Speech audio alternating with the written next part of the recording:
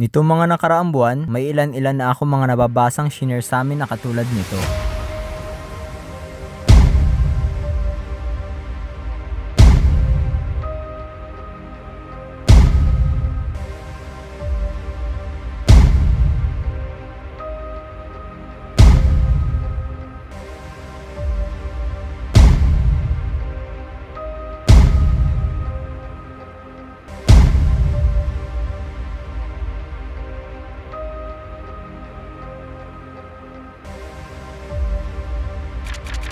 As a Toyota Race owner, na-curious talaga ako sa Geely Coolray. Kaya naman,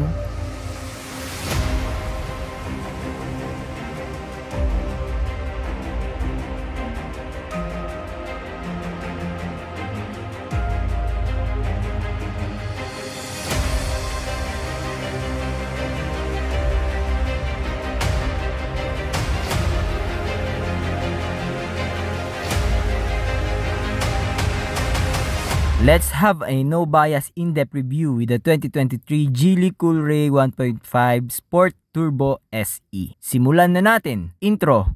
Pasok!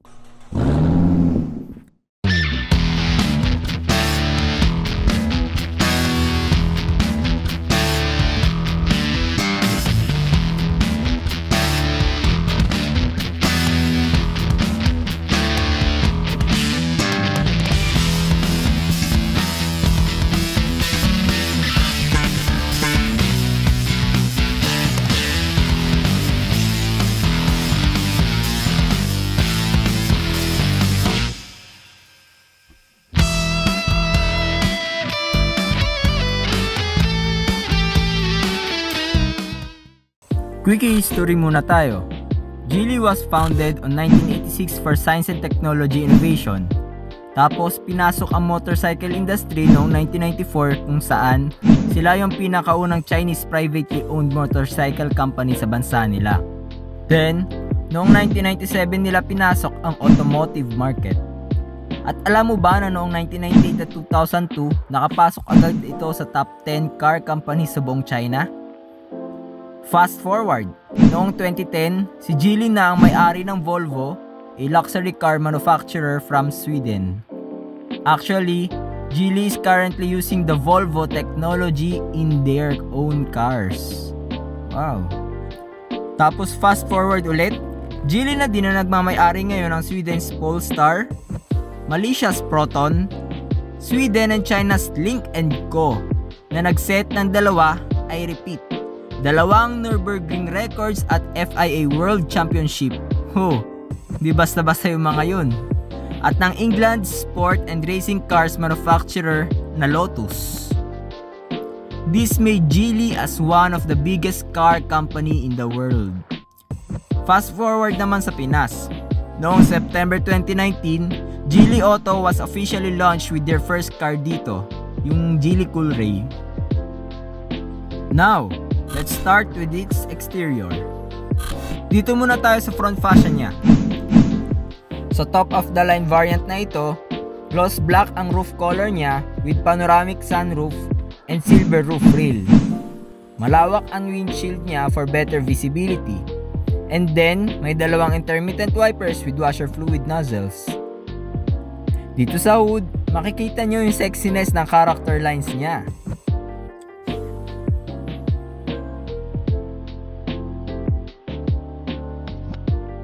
Yung headlight naman niya ay all LED with a futuristic design na may automatic control na kung saan mabubuhay or mamamatay ng kusa ang ilaw. Depende sa dilim o liwanag na madedetect ng sensor. Sa grille niya, sobrang busy sa design, which is good and very sporty.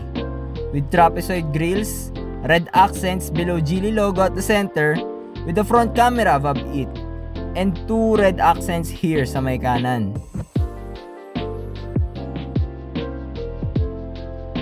Sa baba, meron itong air vents for aerodynamics and front brakes cooling. Ayun no, kita nyo yung loob. Tapos, may sensor sa tabi nito. Sa front chin, dark gray metallic silver with 3 racing stripes on it. Kapansin-pansin na paletrang X sa front fascia niya na color dark gray metallic din na nakakadagdag sa aggressiveness niya. Meron ulit sensor dito. Itong square dito sa gitna, ang tagal ko na napapaisip kung ano to. And it turns out na wala lang. Dito yung toe hook slot.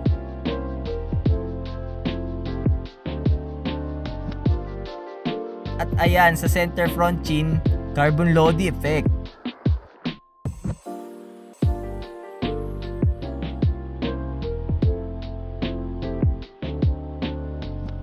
Wow! Sa harap pa lang, siksik na sa details. Given na ito ay facelifted version na ng naunang nilaunch 4 years ago. Dito naman tayo sa side profile niya. Pero bago yan, sa dimensions muna tayo. Meron itong haba na 4,330mm, lapad na 1,800mm, taas na 1,609mm, wheelbase na 2,600mm, at minimum ground clearance na 180mm. Meron pa rin itong wheel arch garnishes. Meron pa rin sensor dito sa may bandang harap. Tapos, mapapansin din ang chrome strips na nakapaligid sa windows neto.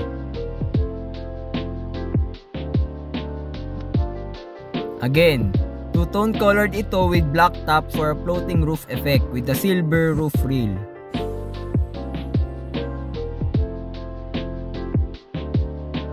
Ayan, ganyang kalapad yung panoramic sunroof niya sa top oblique view natin.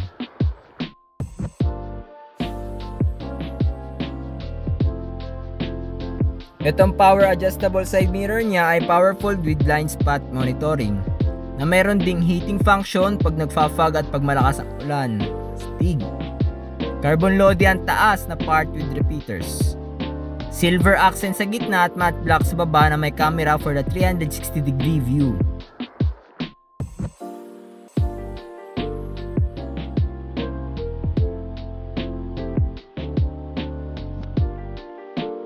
Smart keyless entry ito na hindi mo na kailangan pindutin ang susi mo para mag-lock or unlock with body colored handle sa harap at likod. Dito sa driver's side ang fuel lid cover para sa fuel tank na may 45 liters capacity. May S badge dito which signifies sport sa spoiler. Katulad sa harap, may sensor din dito sa may likod ng rear wheel arch garnish. Yung side skirt niya ay may pa-carbon fiber design din with match talaga sa overall sporty design nito.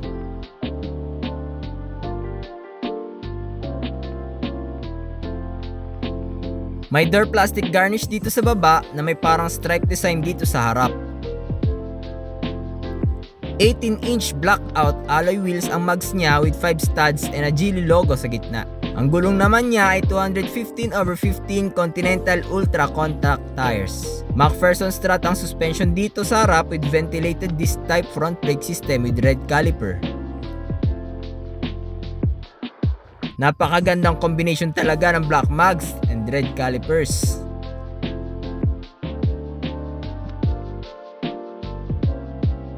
Dito sa likod, same wheel and tire specs ang nasa harap. Naka-solid disc brake na ang likod with red calipers din, tapos torsion beam ang suspension system sa likod.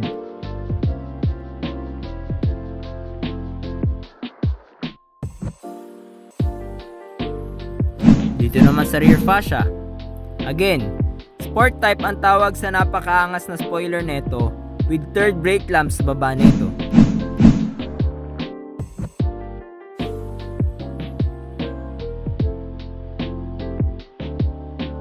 Glass printed ang antena. Taray, trendsetter.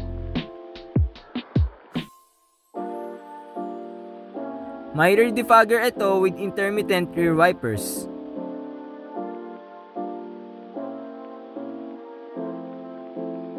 LED ang rear lamps, reverse lamps, signal lamps, and stop lamps.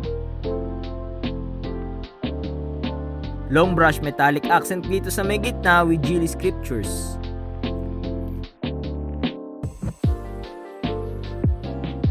Cool ray emblem sa may bandang kanang baba ng rear door. Geely emblem sa kaliwa. Tapos nandito sa taas ng plate holder ang rear camera.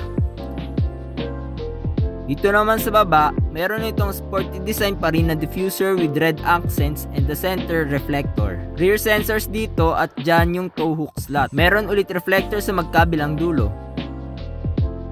Quad exhaust tip. I can't explain it well, pero sa buong paligid nito, sobrang sporty ng kabuoang design. Sheesh! Dito naman tayo sa trunk. Rear door is a power lift gate with angle memory.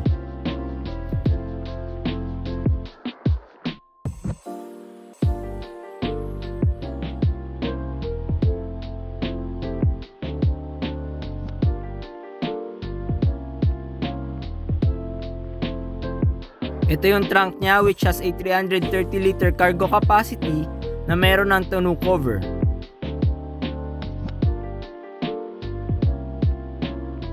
May pockets with net dito sa magkabilang sides. May cargo halogen lamp at top tether anchors.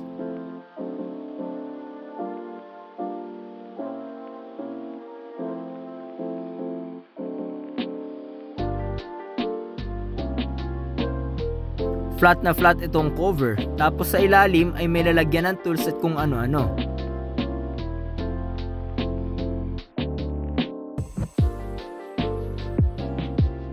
Tapos sa ilalim pa, nandito ang space saver steel spare tire.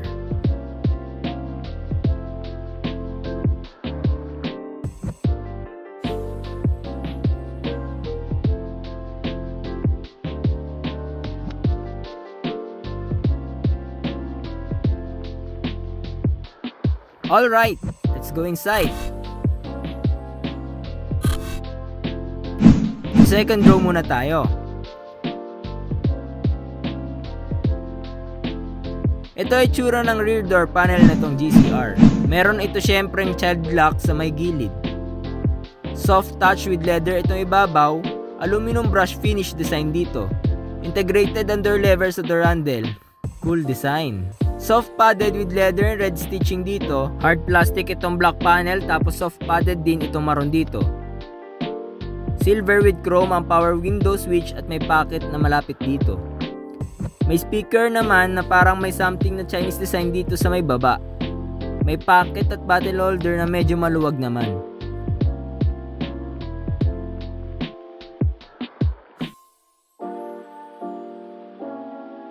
Dito sa gitna, walang AC vents pero may cup holder sa taas at may type A charging socket.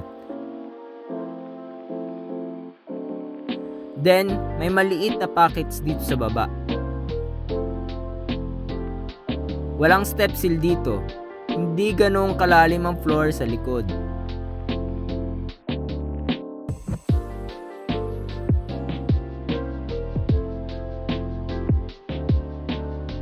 Yung center tunnel niya, medyo malapad pero mababa lang kaya komportable ang nakaupo sa gitna. Black leather with red sporty accent ang upuan sa likod. May tatlong 3-point ELR seatbelt at ISOFIX.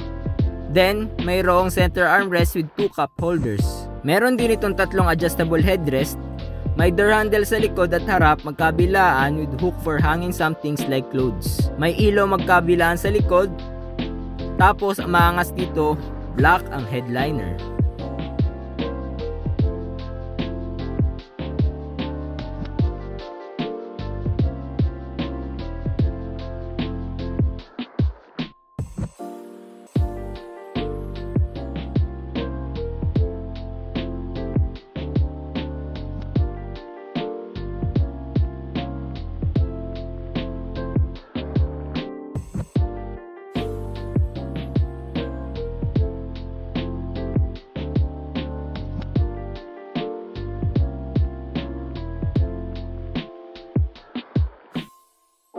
Ito yung knee room sa height kong munti kapag nakasagad yung upuan sa harap palikod.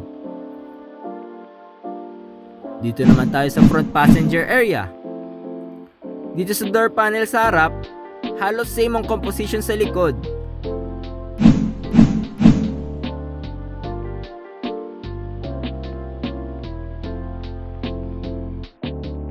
May ambient lighting na nag-iibang kulay depende sa drive modes.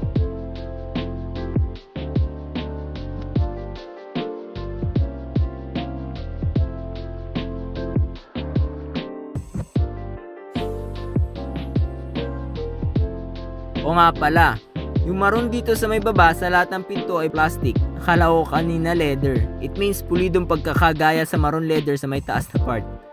Yung isa pang naiba dito ay syempre, mas maluwag yung portion ng door pocket sa baba at bottle holder.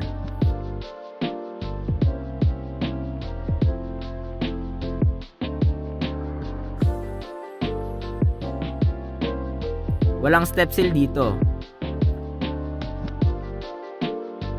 4-way manual adjustable ang front passenger seat.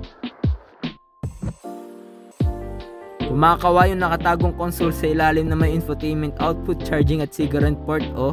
Black leather with maroon accent and stitchings ang ventilated seats. Cool! Literal! May S na logo dito tulad sa spoiler sa labas, which means subscribe ka na! Joke lang, pero please.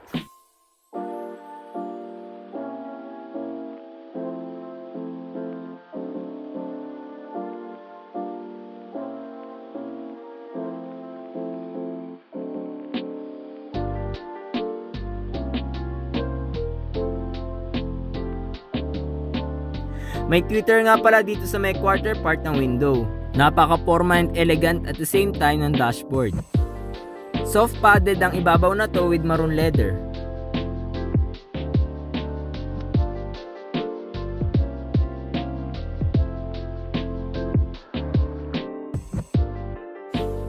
Yung AC vent niya sa harap, kakaiba yung shape in a good way.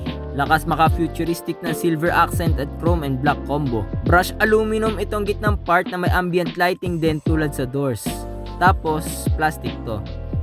Then, etong glove box niya. Sweet! May damper, social. Tapos may ilaw pa. Wow!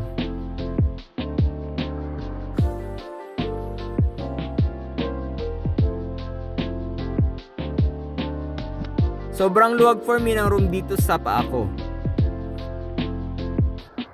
Doon naman tayo sa driver's side.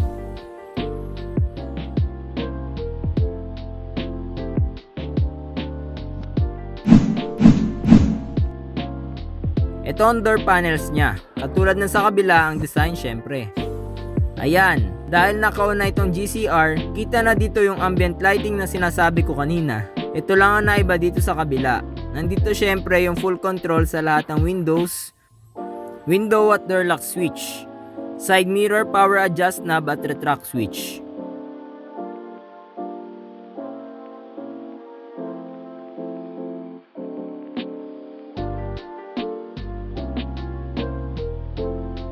Ayun na nga, dito sa driver side, naka 6-way power adjustable seat, horizontal, vertical,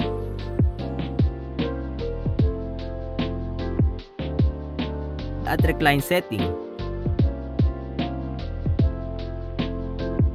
Yung pedals niya at footrest, hindi talaga mukhang mumurahin with chrome touch. Tapos, nandito yung traction control button, instrument cluster, and other lights display brightness adjustment kung nadidiliman ka or masyadong naliliwanagan. Ito naman ang headlamp adjustment knob.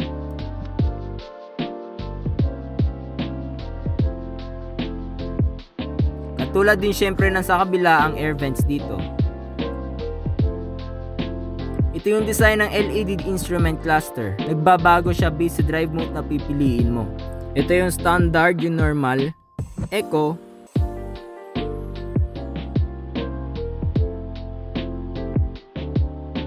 at yung sport mode syempre. Ayun no, nagbabago nga din yung ambient lighting.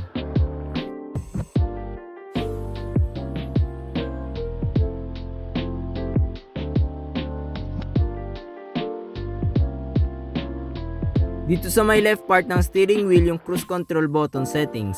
Tapos, hands-free call function dito sa baba. Dito sa gitna yung horn na may Geely logo sa gitna at may SRS airbag. Black leather and D-shaped steering wheel with silver accent for elegant vibe na tilt and telescopic adjustable. Dito yung infotainment controls. Tapos, speaking of infotainment, 10.25 inches ang multimedia touchscreen neto. Wala pa rin itong Apple CarPlay at Android Auto, pero may QD Link na parang phone mirroring.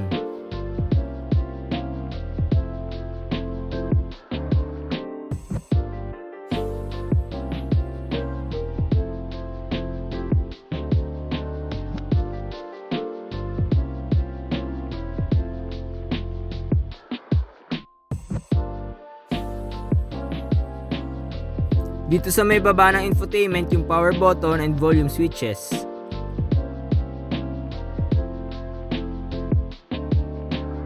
Astig ng design ng hazard button dito na kasama sa kabuuang design ng center AC vent. Nasa baba yung mga control sa AC na kapag ginalaw mo, lalabas din sa infotainment yung setting na pwede mo ding i-adjust. Yung knob na una kong ginalaw yung fan speed control, tapos may auto climate control ito.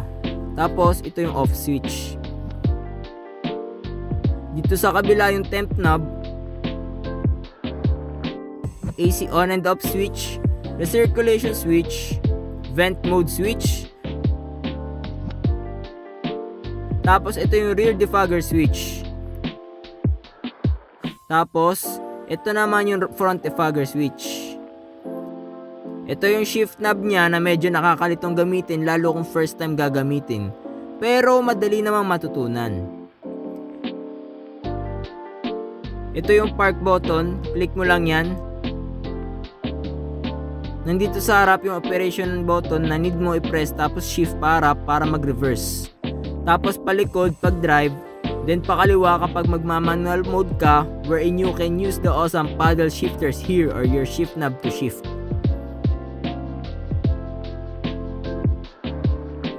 Ito yung eco mode switch, sport mode switch, hill descent control switch, 360-degree camera switch. Yung camera niya ay almost real time talaga at napakalinaw. Tapos pwede mo pang tingnan ng iba't ibang angle at iba pang view.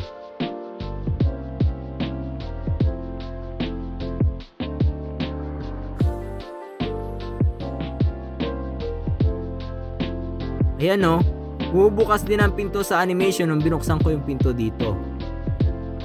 Ayon nga sa sinasabi ko, you can select different cameras kung ano ang gusto mong tingnan.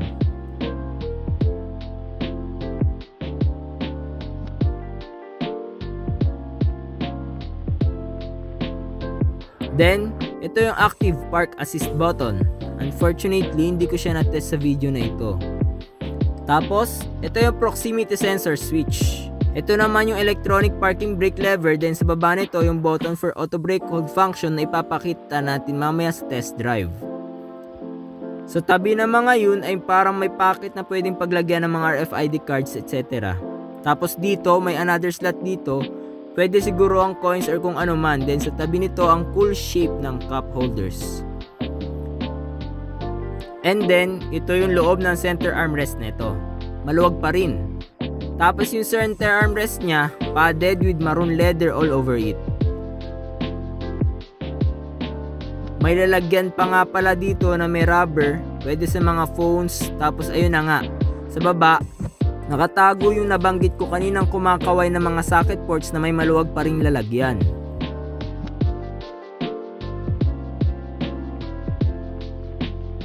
Black color din ang sun visor and illuminated ang vanity mirrors for both driver and passenger.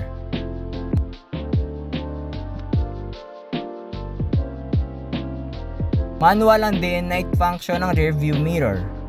Tapos may lalagyan dito ng salamin, then nandito naman yung map light switches. Then, dome light modes button at illuminated entry button. Tapos dito yung mga switches if gusto mo gamitin ang sunroof mo na customizable kung ganong kasara o kabukas. Amazing, di ba? Bangis!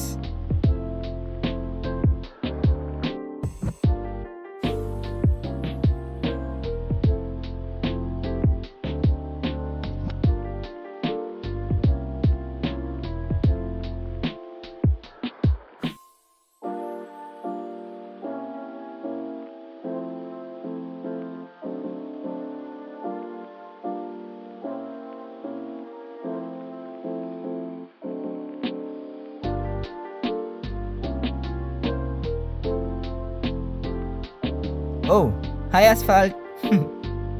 Forma nga talaga guys. Now, let's pop the hood and see the engine bay.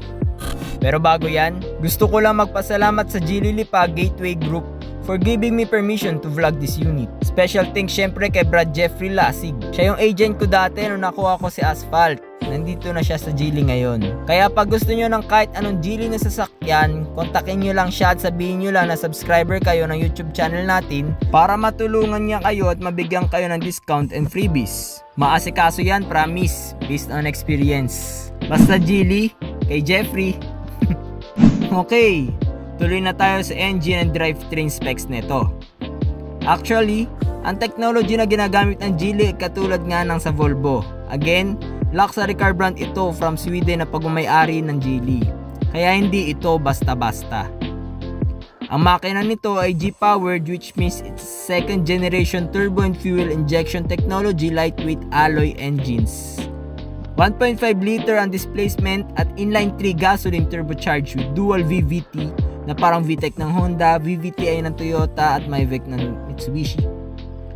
This can produce a maximum power output up to 177 horsepower at 5,500 RPM and the maximum torque na 255 Nm at 1,500 to 4,000 RPM na naka-paired sa 7-speed wet dual clutch tranny.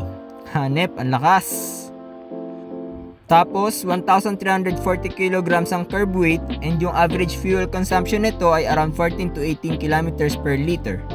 Not bad naman para sa turbo-powered car. Ngayon, sa test drive naman tayo. Yung tinest drive ko dito sa video ay yung comfort variant, pero na-drive ko na din noon yung top of the line variant na nireview natin kanina. Tsaka konti lang naman or halos walang difference sa driving experience. Shout out kay Clays na pinsan ni Mrs. na GCR SE Sport owner na naging classmate ko nung elementary at kaklase ko nung high school. Shout out sa inyo dyan! Bale, masasabi ko dito, yung NVH niya sobrang good para sa akin. Tapos sa manibela, yung saktong size ng steering wheel. Malambot yung pagka-electric power steering niya kaya hindi siya nakakapagod i-drive. For me, kahit long drive. Yung visibility sa driver's side, sobrang okay. Tapos yung suspension, hanep sa comfort. Actually, may nadadaanan kami lubak na malalim. Hindi namin gano'n naramdaman.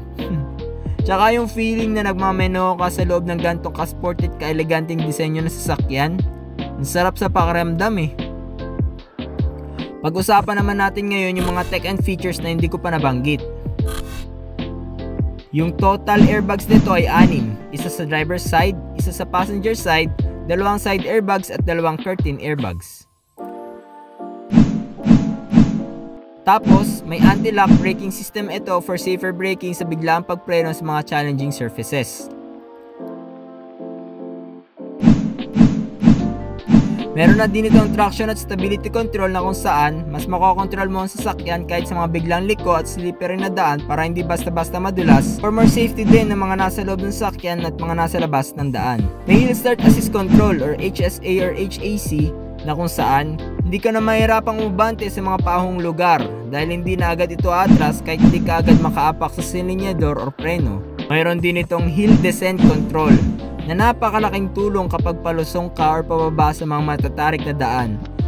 Sobrang helpful nito para hindi mangamoy at masunog ang brakes mo lalo sa mahabang downhill roads. As I said earlier, meron itong 360 degree angle ng camera. Alam nyo na meaning nun.